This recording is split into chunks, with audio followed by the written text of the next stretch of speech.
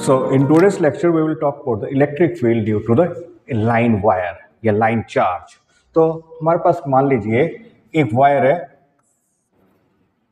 तो हमारे पास मान लीजिए एक वायर है जिसकी लेंथ कितनी है, हमारे पास L है, चार्ज टोटल चार्ज Q है, that is uniformly distributed over the length of the wire.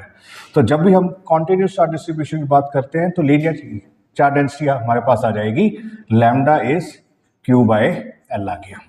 अब टोटल वायर है, इसकी वजह से लेट्स से ये पॉइंट हमारे पास P आ गया, so P is at distance L from the wire for near edge from the wire. अब यहाँ पर P पॉइंट पर हमने इलेक्ट्रिक फील्ड कैलकुलेट करना है टोटल चार्ज की वजह से, लेकिन जब भी हमारे पास कॉन्टिन्यूस चार्ज डिस्ट्रीब्यूशन की बात करेंगे तो हमें पहले स्मॉल चार्ज एलिमेंट लेना पड़ेगा। पहले स्मॉल चार्ज एलिमेंट की वजह से इलेक्ट्रिक फील्ड कैलकुलेट करेंगे, जब then we have to integrate that expression, जो हमारे पास एक्सप्रेशन आ जाएगी with certain initial point to certain final point.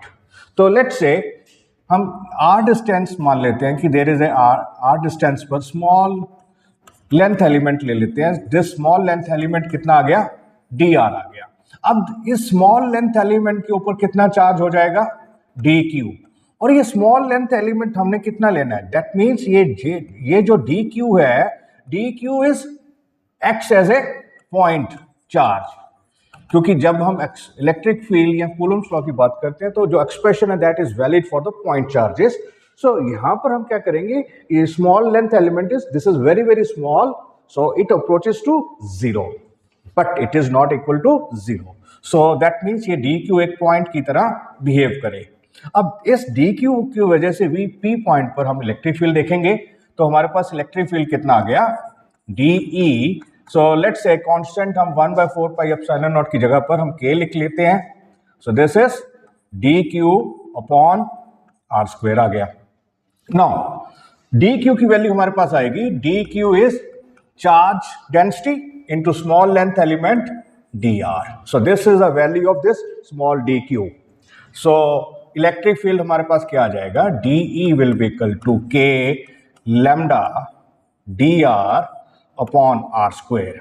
अब ये तो हमारे पास क्या आ गया, स्मॉल लेंथ एलिमेंट की वजह से, चार्ज की वजह से यहाँ इलेक्ट्रिक फील्ड आ गया।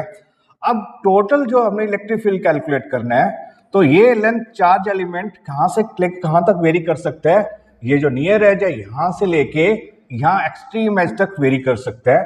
दैट मीन्स r की जो मिनिमम वैल्यू आएगी that will be L, and r की जो अपर लिमिट आ जाएगी that will be L plus capital L। तो हमें इंटीग्रेट क्या करना पड़ेगा, so this will be equal to from L to L plus capital L k lambda dr upon r square. So k तो constant है that is taken out, lambda भी constant है, r vary कर रहा है, सो that means r varies from L to L plus capital L, so dr by r square. अब dr by r square का integral हमें मालूम है, dr बाय r स्क्वायर का इंटीग्रल होता है 1 by r with minus sign. So हमारे पास क्या आ जाएगा, E will be equal to k lambda minus 1 by r varies from L to L plus L, so that mean this is k lambda minus, let say बाहर लिख लेते हैं, L plus capital L minus 1 by L। That means हमारे पास electric field क्या आ जाएगा, minus k lambda, so that means L plus capital L into L, so this is L plus L, sorry L minus, यहाँ पर हमारे पास minus आएगा, L plus capital L, so this cancels with this, so minus और minus plus हो गया, तो हमारे पास इलेक्ट्रिक फील्ड आ गया, this will be equal to k lambda L upon L plus capital L into small l। अब इसी इक्वेशन को अगर हम इन टर्म्स ऑफ चार्ज लिखें तो दैट मीन्स ये जो टर्म आ जाएगी this is total charge, so electric field कितना आ जाएगा हमारे पास, this is k q upon L plus capital L into small l। ये हमारे पास फर्स्ट एक्सप्रेशन आ गया। अब नेक्स्ट जो है, अगर यही पॉइंट हमारे पास एक्सिस पे ना होके कोई भी ये पॉइंट होता जो लेंथ के परपेंडिकुलर होता, तो इलेक्ट्रिक फील्ड क्या होगा, लेट्स से सेकंड सिचुएशन हमारे पास क्या बन गई लेट्स से वायर हमारे पास ये है, so this is the wire, same length is capital L, total charge is Q, and this is the point P जहां हमें इलेक्ट्रिक फील्ड कैलकुलेट करना है। अब वायर की लेंथ, सो वायर से कितने परपेंडिकुलर डिस्टेंस पर P point, let's say this is A। Now इस पॉइंट पर हमें इलेक्ट्रिक फील्ड कैलकुलेट करना है। अगेन हमें क्या लेना पड़ेगा, small charge length element. So let's से हमारे पास स्मॉल चार्ज लेंथ एलिमेंट कितना आ गया, this is dq। So dq की जो डिस्टेंस है A पॉइंट से, let's say this is L आ गया। नाउ ये जो चार्ज आ गया हमारे पास dq, उसकी वजह से P पॉइंट पर इलेक्ट्रिक फील्ड किस तरफ होगा, लाइक दिस, इस तरफ होगा, बाहर की तरफ, है ना। तो लेट्स से हमारे पास इलेक्ट्रिक फील्ड की डायरेक्शन ये आ गई, सो दिस इज DE, ये आ गया।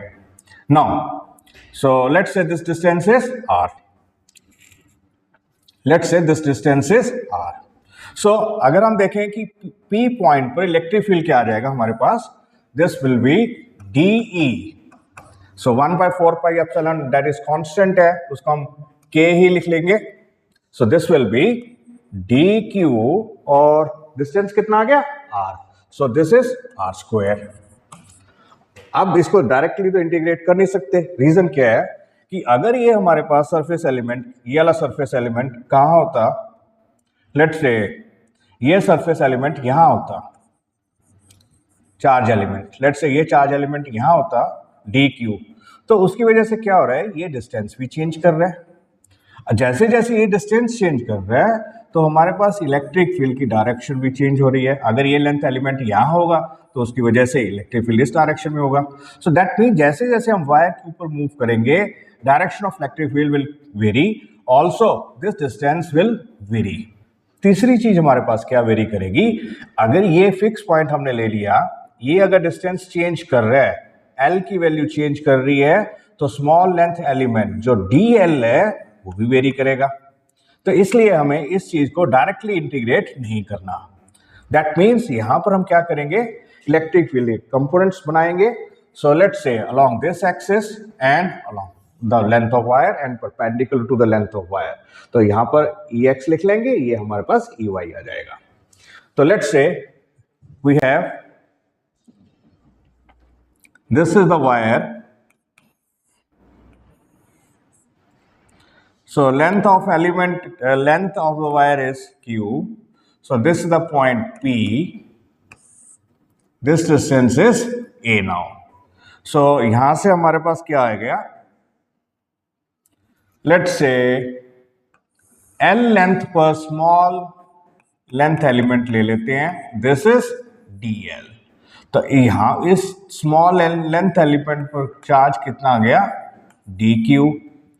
So this distance is R।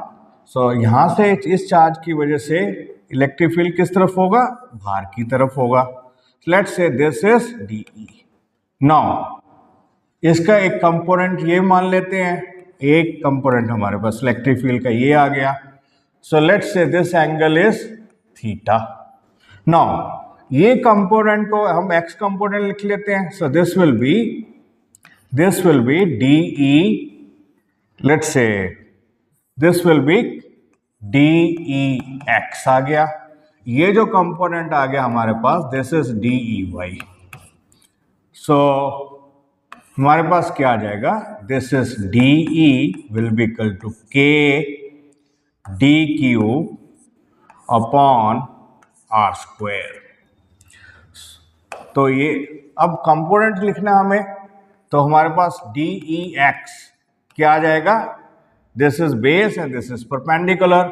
सो हमारे पास क्या आ गया, DE cos theta, right, and DEY क्या आ जाएगा, so this is DE sin theta आ गया। सो अब हमें क्या करना, देखिए लेट्स से DQ हमारे पास क्या आ जाएगा, DQ will be equal to lambda DL, right. अब पिछला हमने क्या बात की थी कि जैसे जैसे ये पॉइंट इधर शिफ्ट होगा, R की वैल्यू वेरी करेगी, एल की वैल्यू भी वेरी करेगी और ये एंगल भी वेरी करेगा। सो हमारे पास 3 वेरिएबल्स आ गए, एल वेरिएबल आ गया, आर वेरी कर रहे हैं, थीटा वेरी कर रहे हैं। तो हम इंटीग्रेट तो हमें एक सिंगल एलिमेंट के ऊपर करना है, तो हम क्या करेंगे, एल को भी इन टर्म्स ऑफ थीटा लिख लेंगे और आर को भी इन टर्म्स ऑफ थीटा लिख लेंगे। सिंपल सी ट्रिग्नोमेट्री यूज करो यहां पर। सो हमारे पास क्या आएगा, this is angle is theta, तो ये हमारे पास ये वाला एंगल भी थीटा हो गया। So this becomes base and this becomes hypotenuse. So हमारे पास पहले क्या आ गया, A upon R is cos theta, that means R is equal to A secant theta आ गया। तो सो आर को हमने थीटा में लिख लिया। सेकेंड थिंग क्या आ गया, एल। सो देखिए L becomes perpendicular, perpendicular upon base is tangent theta. तो हमारे पास क्या आ जाएगा, L upon A is tangent theta. Now L is A tangent theta. अब देखना है हमें क्या चाहिए, हमें एल चाहिए या डी एल चाहिए। सो देखिए यहां पर डी क्यू के साथ हमारे पास क्या आ रहा है, डी एल। दैट मीन्स हमारे पास वैल्यू क्या आई है, एल की आई है। दैट मीन्स यहां हम डेरिवेटिव ले लो इसका। सो this is D L is tangent theta की डेरिवेटिव क्या होगा, secant square theta. So this is a secant square theta d theta. So that means हमने क्या किया, डीएल को भी लिख लिया और आर को भी लिख लिया। नाउ अब इसके बाद हमें क्या करना है, देखिए एंगल वेरी कर रहे हैं, तो एंगल कैसे वेरी कर रहे हैं, ये एज यहां तक हो सकता है, दैट मीन्स यहां से यहां तक एंगल नीचे की तरफ जा रहा है। और ये वाला पॉइंट कहां से कहां तक वेरी कर सकता है, अपर लिमिट यहां से यहां वेरी कर सकता है। दैट मीन्स ये वाला एंगल आएगा। सो let's say this is the reference line. ये हमारे पास अगर रेफरेंस लाइन है, नीचे की तरफ जो एंगल है दैट मीन्स उसको माइनस में लिख लेते हैं। लोअर लिमिट हमारे पास क्या आ जाएगी, माइनस थीटा 1। अगर यही पॉइंट यहां चला गया तो यहां पर हमारे पास अपर लिमिट कितनी आ गई, थीटा 2। दैट मीन्स जब इसको हम इंटीग्रेट करेंगे तो हमारे पास लोअर लिमिट कितनी आ गई, minus theta 1 and upper limit कितनी आ गई, प्लस थीटा 2।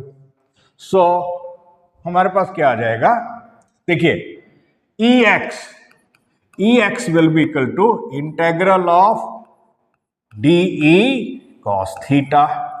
तो डी की वैल्यू हमारे पास क्या आई थी, लेट्स से डी की वैल्यू हमारे पास के D Q by R square. So D Q is lambda, D L is a secant square theta and R square is a secant theta, R square is a square secant square theta. तो हमारे पास क्या आएगा, के lambda DL का क्या था, A secant square theta T theta. नीचे हमारे पास ए स्क्वायर आर स्क्वायर था, उसका क्या आ गया, A square secant square theta. So cos theta तो हमारे पास है ही है।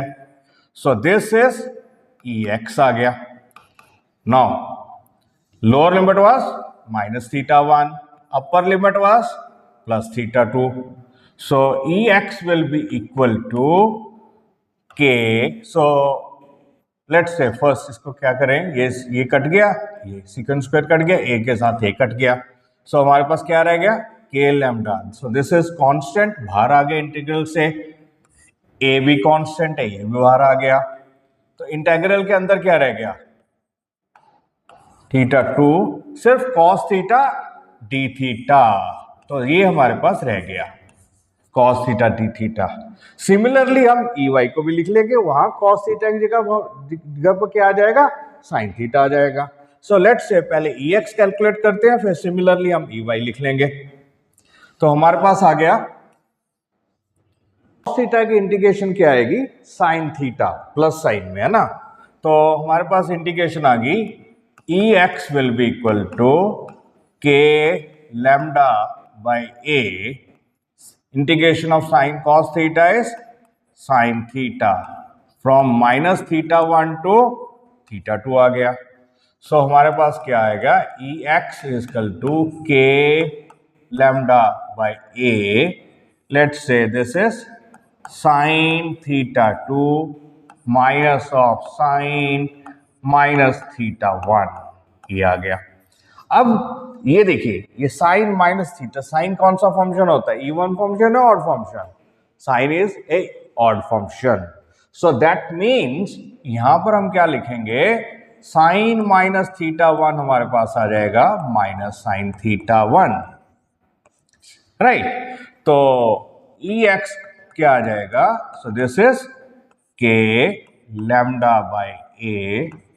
सो लेट्स से ये माइनस और माइनस प्लस हो जाएगा।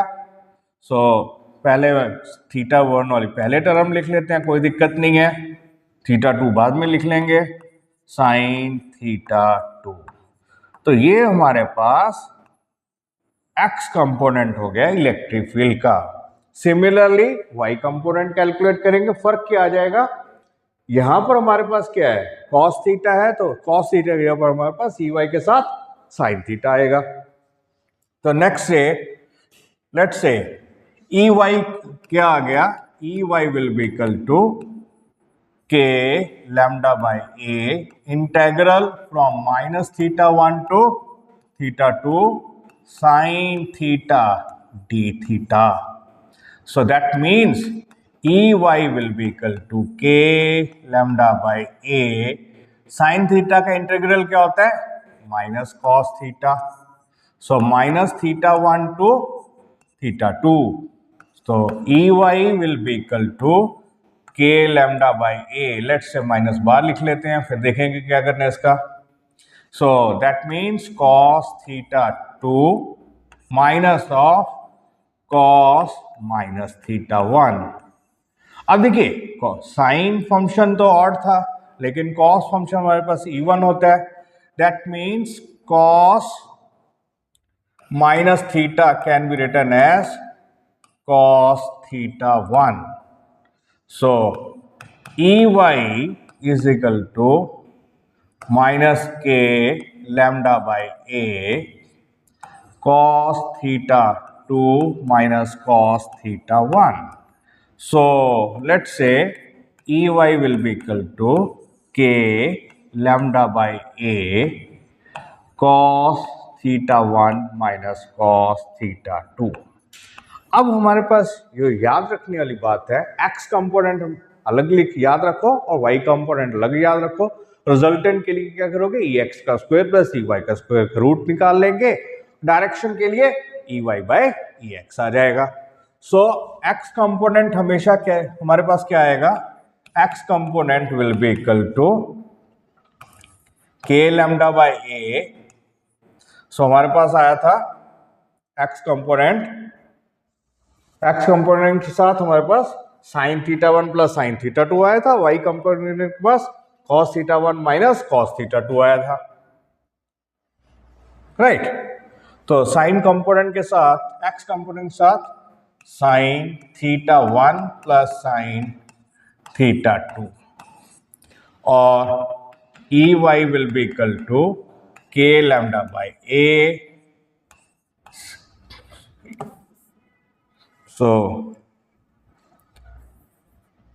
तो E Y is K lambda by A cos theta 1 minus cos theta 2 और रिजल्ट मैग्नीट्यूड ऑफ रिजल्टेंट क्या आ जाएगा, magnitude of resultant, so it will be E will be equal to E X का square plus E Y का square का root. तो याद रखने वाले हमें एक्स कंपोनेंट अलग याद रख लो, वाई कंपोनेंट अलग याद रख लो, बाकी चीजें तो बाद में होती रहेंगी।